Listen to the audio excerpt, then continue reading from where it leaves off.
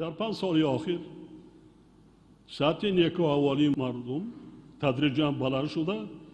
درآمد پولی اهالی از 41 میلیارد سومانی سال 2018 به 87 میلیارد سومانی در سال 2022 رسانیده شد، یعنی 2.1 برابر زیاد گردید.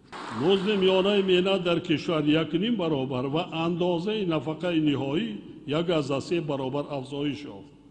در نتیجه سطح کمبزاعتی از 27.4% سال 2018 تا 22.5% در سال 2022 کاهش داده شد.